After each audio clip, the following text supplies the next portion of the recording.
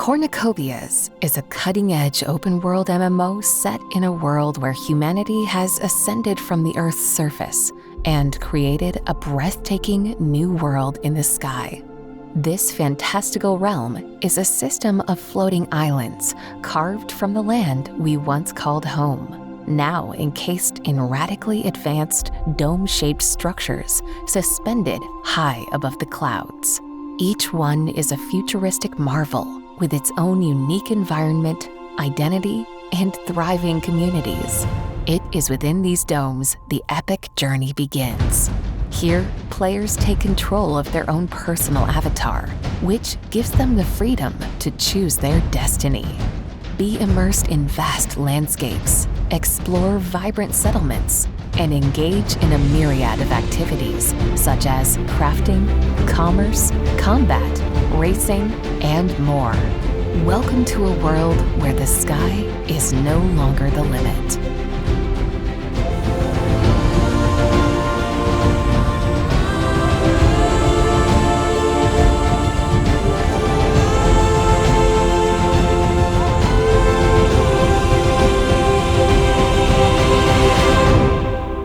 Hey everybody, welcome to COPICafe. This is episode 127.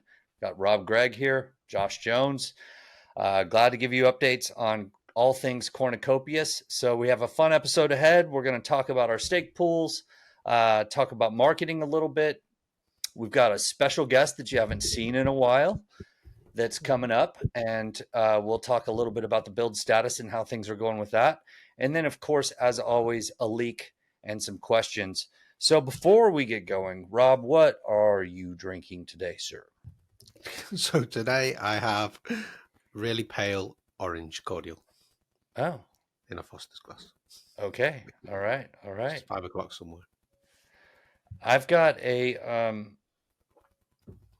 Spindrift. The flavor, I don't know if I've had this. Mango orange. Nice. I like my mangoes and my yogurts. I'm not too big on it, I don't think. No? You gave it a spin. Drifted away. I give it a spin. It's going to get a drift. All right. So let's go ahead and kick it off. Rob, you wanted to kick off my first topic, I believe. Leading into this question, we've just done an update to our stake pool, had a vote on that, which you're about to talk about. And the couple of questions that we've had, we will pop them on screen. We don't need to read them out, but what's going to come out of the back of that? So do you want to talk about the stake pool? Yeah, sure. So I think I might even answer some of the questions just naturally by explaining what's going on. But initially we announced that the earlier of when we get to the total COPI allotted for this pool, or 1 year. And so we're coming up on the date and there would be some remainder. So we just figured we'd give the community a chance to vote on it. And the general consensus from the community is just go ahead and end it and keep the remaining COPI reserves in the treasury. So that's what we're doing. We're going to listen to you guys, our community. You voted, and we're going to acknowledge that and say that the pool ends. So I do have some details on that exactly. Let me pull those up real quick here. So this is the SPO stake pool where the fees were set to 100%. Yes. So we have two pools. One is COPI, COPI, and one is COPIC, so COPIC. The COPIC pool is obviously where that's the one we're talking about, where you've been basically sacrificing your ADA rewards for a COPI reward and a bonus amount on top of that. And the other one, COPI pool, is a regular stake pool. So slightly different purposes, and that's the way we're going to keep it. So for the purposes of understanding, like the idea here was to have some sort of a loyalty program, and we're continuing that with the COPIC pool. So COPIC, that's going to continue as being a loyalty program. But for right now, we're ending it and we're recalibrating, going to figure out what we want to launch next on that. So that's the purpose of this pool. But for now, it's going to be coming down to regular rewards, or regular fees, which is back down to 5% like the other pool. And we're also going to have a little COPI bonus that'll go to both stake pools in the meantime. So for those of you that stay with us, there's a slight COPI bonus that'll be added on top of that. But it's, we haven't decided on the amount just yet. So we'll get clear with all of that in our marketing announcements. But it's basically saying, hey, stay with us. You'll get a little bit of COPI. Even though this has gone down to a regular pool, we will revisit the whole loyalty program in the future. And we have a lot of great ideas. So there could be random NFT giveaways. We can do all sorts of stuff that I'm not going to list it all. But there's a lot of fun things that we can do with that loyalty program. And the challenge with it this time is that we're soon going to be approaching mainstream. So it really makes sense for us to think about, well, how are we going to reward the mainstream gamers that aren't so crypto savvy? So we've got to balance that and figure that out as well. Yeah. So if you are currently staking to the Copic pool, you don't have to do anything. You can continue staking, and ADA rewards will then start being put automatically in your wallet. You don't have to claim anything. Yes, and correct. So the details on that are for earning COPI, that's going to end on 558, Epic 558. The final payout for all the COPI rewards would be Epic 560. And then the first start of earning ADA rewards would be 559. So you'll be earning ADA rewards from Epic 559 onward. And so, yeah, that's the details. We'll try to get more clarity to you in a marketing announcement as well, if that hasn't already come out by the time this video is published. So those are the details. Hopefully I answered most of the questions there. I think I did cover it. And we'll get more to you in our Discord. As always, if anybody's watching here, please like, comment, subscribe, but also find our official Discord link and join our community, because that's where you can definitely get a lot more regular communication from us on what's happening within Cornucopias, and you can meet our amazing community. So one of our biggest strengths is all of you guys that are so passionate and building with us. So we love that. Yep.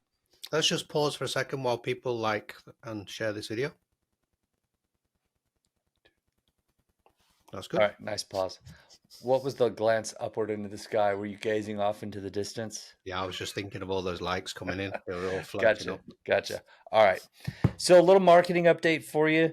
We have been doing a good amount of planning. There's a lot coming. We are preparing, as always, like with the crypto scenario, there's not a huge point of being loud when the market is dead, right? So that's a time to, yes, we obviously have to stay communicating and stay keeping people up to date, but that's a time to be in planning for when things occur, which the markets are looking better. So I had a conversation with Matt yesterday about making sure the marketing team is on top of planning everything to every last detail, future partnerships, getting the contact info, just preparing to really go after it as things pick up. And then also preparing for the paid marketing efforts that we'll do, launching the mainstream. There's a lot that we're working on there. And, Rob and I just had a little marketing it's kind of tied into marketing, little meeting with Rare Evo. So that's a conference that we will attend in one way or another. The question at this point is how we're going to attend and what we're going to do exactly. So we just had a chat with those guys, and they're building and they're making great progress. So shout out to Rare Evo. They're doing another poker tournament this year, which I got into I did pretty well on that tournament last year. Gets me fired up if I can participate in this one. But it's an exciting event, and we will definitely participate one way or another. But just in negotiations with those guys, and we're moving that forward. Rare Evo this year is earlier. I think it's August the 7th to the 10th, with the main 2 days, I think, being the 8th and the 9th. Is that right? The Friday and the Saturday. Mm-hmm. I think so. Yep, that's correct. And then one final in thing. Caesar's Palace again. I should put that in. It's going to be in Caesar's Palace back in Las Vegas. Yeah. Yep. Caesar's Palace. A great venue. All right. Let's move on to the build status. I think it's time to go ahead and get our special guest up. Are you ready for that? Let's do it. Let's get him up here. Scruffy, welcome. Hey, Welcome to going, COPICafe. Thank you. Change from David. Thank you for having me. Yeah, Right.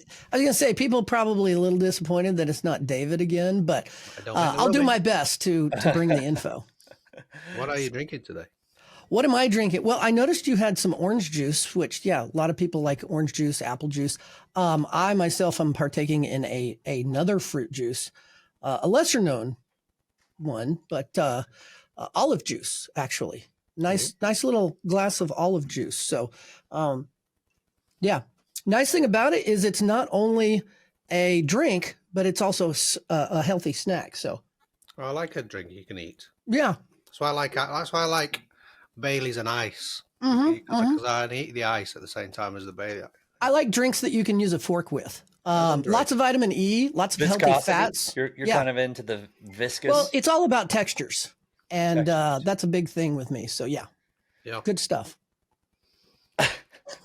I'd like to see people try and guess what I'm drinking. Yeah, Scruffy, on your little poll that you guys have. Yeah. Scruffy's had a interesting assortment of drinks. Maybe we can include what he's brought to COPICafe so far. I believe there was a pickle juice, or he's always had something totally random. So olive juice, you're into slamming olive juice. Oh, absolutely. I mean, you talk about a pick me up. A little salty for folks. Sometimes I'll have a water chaser with it, but it's that's why our chats when you're on are always shorter, because you're usually rushing off. I'm rushing off. Did I miss the joke? Did that fly right over his head? Making a bodily humor joke. Oh, gotcha. Yeah. So, tell us what's going on, man. What you have a cool role. So one thing that we've done recently is not necessarily recently, but we've got you in marketing and also in QA, and that really helps you to keep your finger on the pulse of what's coming in the game. And it's actually helped marketing department quite a bit to have a little bit of that synergy. But lately you've been mostly in QA, I would imagine, with this build, because we're in crunch mode. Things are nutty right now in crunch mode, and they always get that way. We can't, there's some team members we can't even talk. Well, David, we can't, I know, right? Yeah, he's immersed chained up in the cave downstairs. How's it going? It's been going fast and furious. So much to test. And so, and with each build, you get pieces. Just a few of the things, obviously you guys have talked about these over many episodes, but just to catch people up with a big long list of the things that, I get it. It's taking a little longer than we had anticipated with this. But we got the UE5 upgrade to 5.5. We've got all kinds of new avatar stuff, new meshes, new materials, the motion matching, new animations. And then you add the combat stuff in there with new weapons, shooting mechanics, reloading and shooting animations. You've got tying the NFTs to the Nexus. All of these things, we're going through testing them as soon as they're ready for testing. There have been updates to the inventory, crafting stations, mining, and that's all just the game stuff, by the way. As you guys well know, there's lots of other aspects that we're working on, such as the game controller, which is going to allow us to run each level on a separate instance and be able to auto scale as needed to support the masses that are coming in, hopefully an improved gaming experience. And then you got all the stuff we're doing with the nodes, launcher stuff and running node pools and getting that up and coming very soon, hopefully. We've recently been working on testing the delegation. I know there's a lot of people out there running pools, and there's a lot of people with nodes saying, when can I delegate? I'm not going to throw out any kind of official dates, but I will say we're in the midst of testing that right now, and it's probably coming relatively soon. Nice. Yeah, I know. I threw a bunch at you guys. If you guys want to have any questions about any individual ones. Well, one thing I would say real quick is that was a lot. And when you're building a lot, when you have an effective team that's got a ton they're working on, the complexity gets magnified, and sometimes the time of delivery gets magnified. But obviously, if you're building a lot, there's a ton to test. So you guys have been incredibly busy with this testing round. And I think Rob had something he was about to chime in with. Yeah, I was going to say sometimes people just see a new game, it looks identical, but the guts and the underneath of it have been optimized and changed. But this time they actually will see a lot of changes, especially with the motion matching, and there's new lighting in there as well, I believe. They won't necessarily notice the infrastructure stuff, but hopefully they'll notice if it falls over. But yeah, there's stuff like that. The downloading of the nodes is probably going to be hidden from people. So there's lots of stuff that you won't notice, but lots of stuff that you will notice. But they're so interlinked with each other. Just changing the adding in the combat with the avatar as well as that whole the whole Unreal Engine stuff on the player controller, all these kind of stuff, they're all interlinked together. So they do one little change over here and then completely rechange it over there. It's just, there's been a lot. And I suppose that's reflected in how long this build has been going. I say how long, I mean, some games take 7 years to do a build like this. We've only been going like 3 or so months. You bring up a lot of great points. First of all, a lot of people sit there and think, okay, how long does it take to build it? But then they don't think about how long it takes to also test it. And then once you test it, you find the bugs, you got to report them, and then they got to go in and fix them, and they got to be tested again, right? So, yes, in fact, I believe we've already found about 380 bugs. I was checking the logs the other day. Now, most of those are smaller ones that aren't, super important. There's only a handful of them in there, that are major bugs that, we obviously want to get as much right as possible. But at the same point in time, we understand that the community is ready for it. So we're trying to get it to that nice happy medium where it's going to be a good, early access experience for everybody. But, not necessarily saying, there will still be some bugs in there. Some, we probably know about them, but we're not aiming for 100%. Right. We're aiming for something that hopefully doesn't fall over every 5 minutes or so. And by the way, there's not 100% in gaming. No, it doesn't exist. It's never done.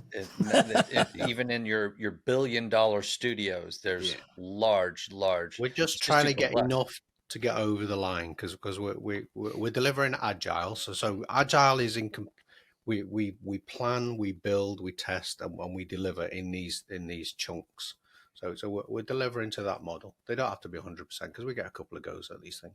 And we're making great progress, to be honest. I mean, each build, each new iteration, we see new things in there. We see new things that are fixed and all of that. And so it is definitely a very fruitful endeavor. I sometimes look at all the things that have to come together.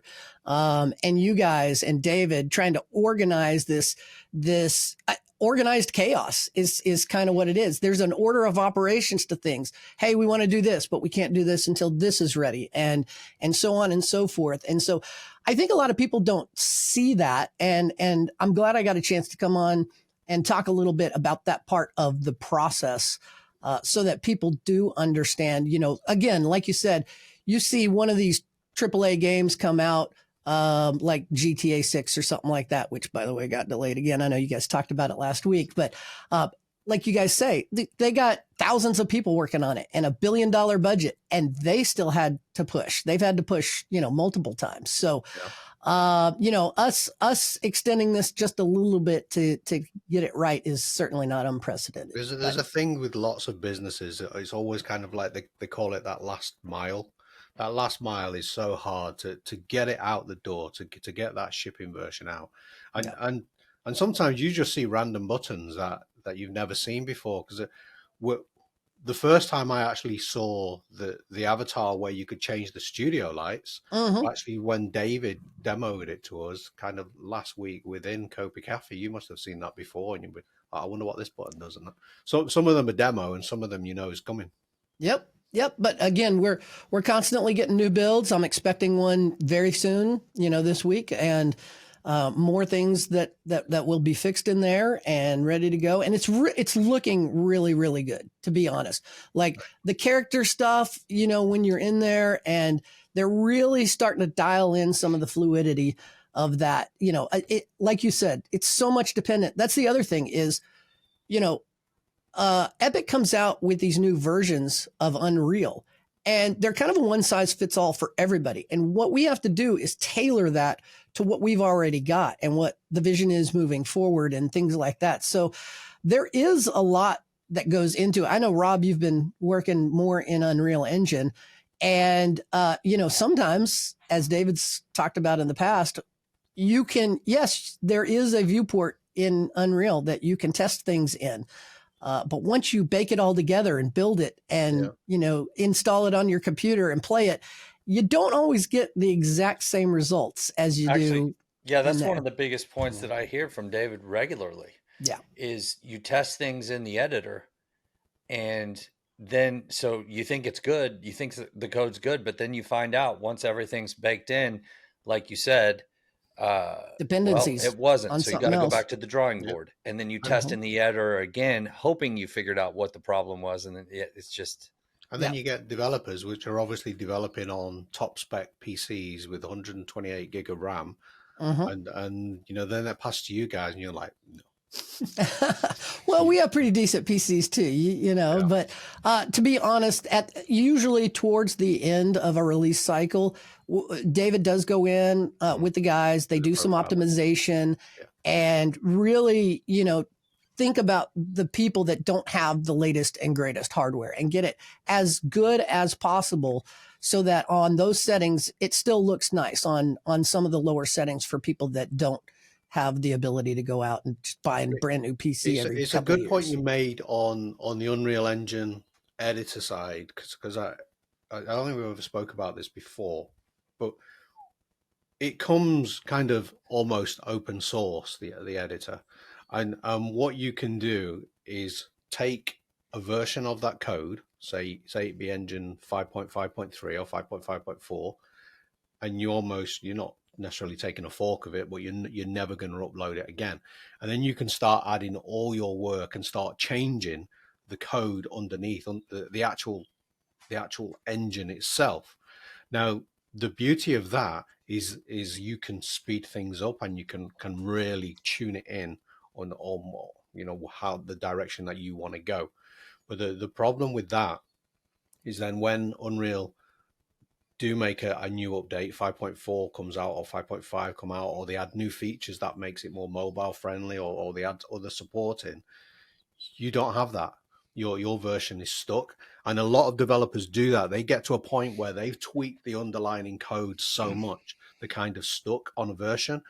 And when David comes on, he keeps talking about at some point we will have to do that. We will have to stick. But so far, we've managed to keep rolling with these updates. The other side of that, though, is every time we do an update, it does break a lot of our code. So we do have to down tools for sometimes a couple of weeks and get everything working again. And sometimes they introduce new ways of doing things. So you're constantly in this struggle of you're trying to evolve your code, but you don't want to go too far ahead.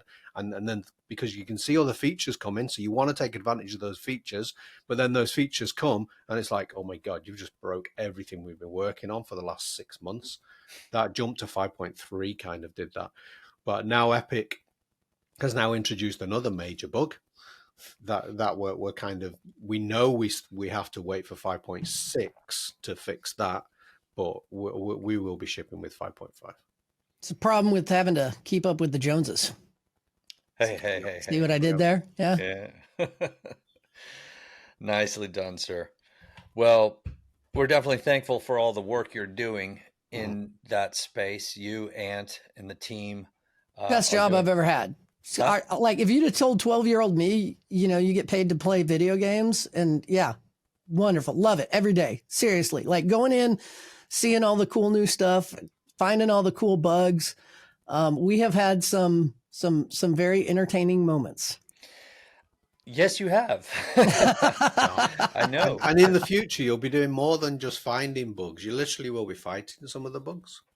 Oh, a little leak there, a little mini leak. Yeah. This is true. This is true. Well, you know what? Speaking of leaks, why don't we just go ahead and transition into that segment? Unless you have anything else for Scruffy to ask Scruffy about here. Rob? No, we can do it. I can start. Yeah, are you hanging around, Scruffy? You can Sure. take us around. You will know this map actually. Yeah. It'd be good to have you in because you absolutely. Yeah. So last week, David shared from the inside the Unreal Engine. He really is drinking that olive juice. Sorry. Yeah. Okay. It's good. It's good stuff, man. Crazy. I'm not until you try it. All right. Well, David shared Solace 2. So I thought we had a watch party, and in watch party, I went through Solace 2 as well. So everybody that joined that watch party, that's why it's always useful to come in. You never know what's going to happen. And so what we have here inside Unreal Engine, we have the original map, which is still live and evolved. We have Kalido Valley. So I thought we would wander through here and see what surprises and actually show people quite a few things of the valley.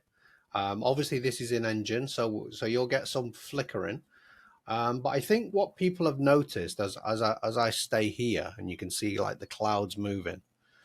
One of the things about the Unreal Engine is in the editor is some of the animations, like you'll see moving around. It looks like I'm actually playing the game. They're actually moving, which is really unique for the developers to actually see how things are working. In previous programming languages that I've used, they'll kind of like be a placeholder or a big symbol.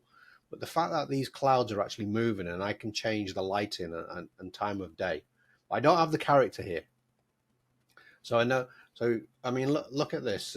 You will see bits like this, which kind of look broken, and David will kill me for being this far up, but you don't see those kind of things. But as we move down here, I might actually slow down the camera. So we have the cafe, we have the COPICafe there, and we have 7. So that's that area here. We have a real unique view of Kalido. I'll probably slow down a little bit more, and we can, probably about there. So everybody's kind of used to this kind of view. But I think it's interesting from a design point of view to have a look, the actual layout. I mean, look at this. This is in editor, and that car. I mean, we've obviously got. It doesn't draw everything, so you will have some issues with some textures and lighting, but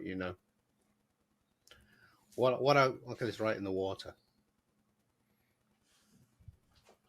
But what I really wanted to show was, and what we'll go up here, is just how big Kalido Valley actually is. And here is the labs, Kalido Labs, from a really unique viewpoint.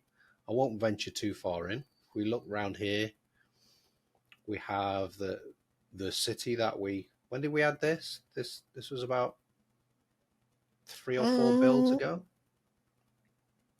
Yeah, maybe a couple of builds ago, or a couple of releases ago. The residential section of Kalido and the city.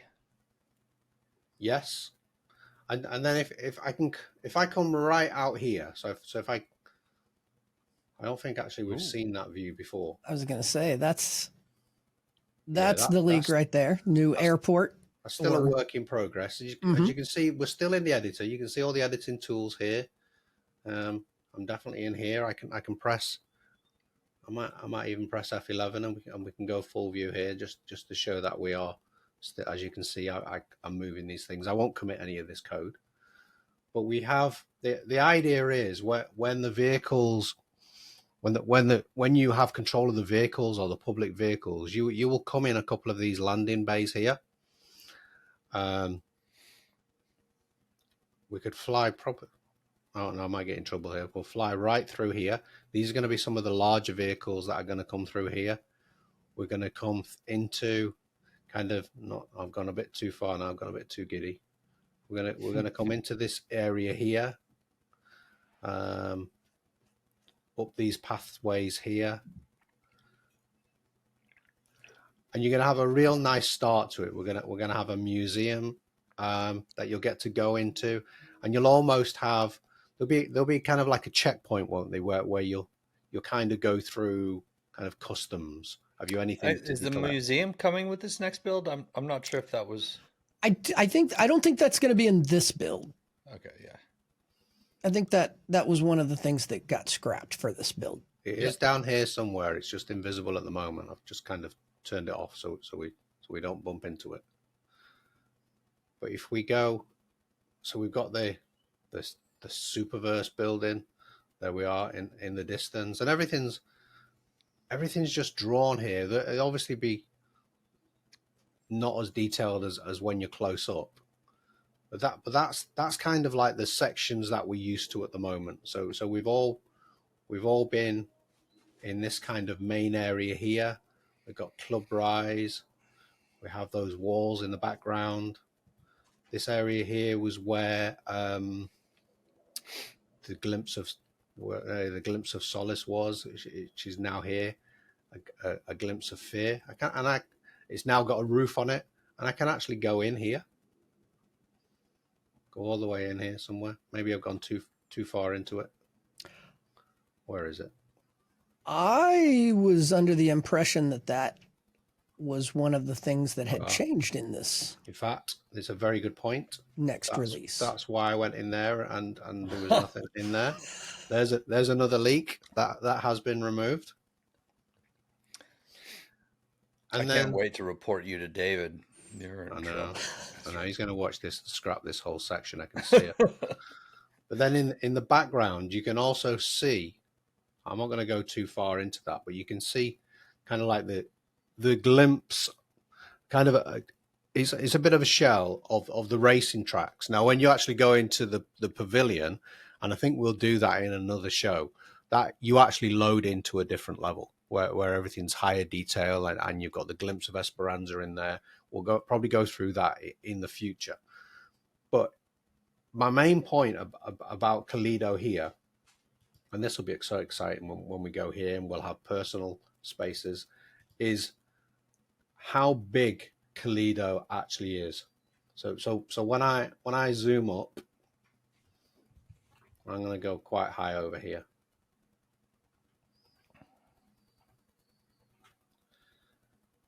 Is we have all this area here.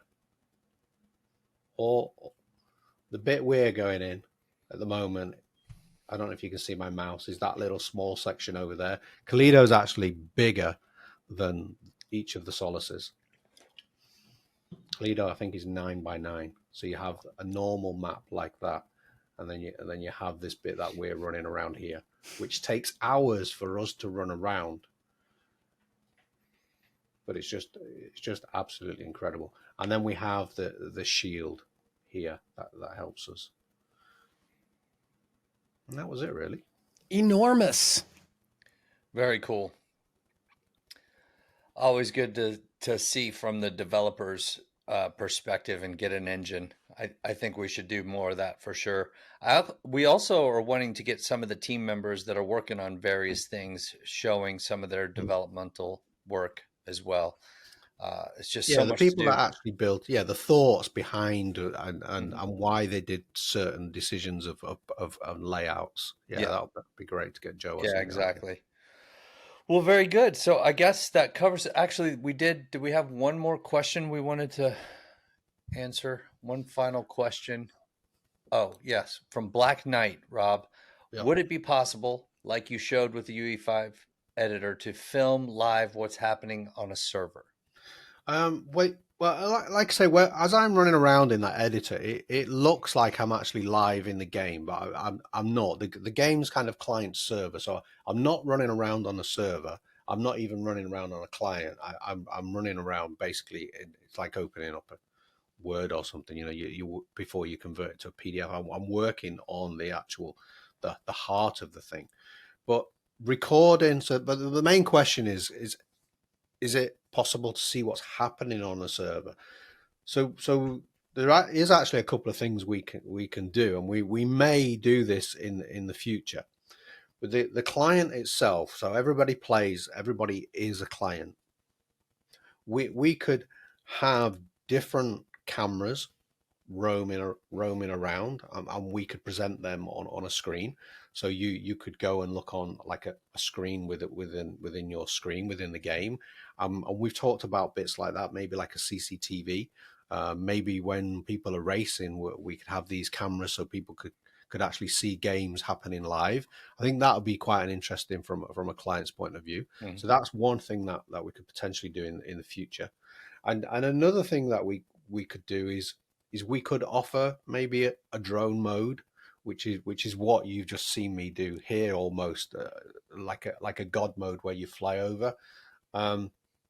That is possible. Whether we want to do that or not, I don't know. And then the third option is the Unreal Editor itself, and you will see this a lot in Fortnite and a lot of Unreal Engine 5 games, is it actually has a recording facility built into it where it can not only can you record maybe your last 5 minutes or even your last hour of gameplay, but when you replay it, you can then actually step away from your character and you can look from other players within the world's viewpoint, or again you can zoom out and see them running around in kind of like a god mode. So we are aware of those tools, and we spent a little bit of time experimenting with them. But lots and lots of good stuff that can come in the future. But those would kind of come into the bells and whistle side. But we're not quite there yet. But we definitely are experimenting. All righty. Well, that concludes this episode. Thank you everybody for watching. Really appreciate you, and we'll see you on the next COPICafe. Bye-bye. Don't care what you say. I don't care what you say. Got me in the game all day.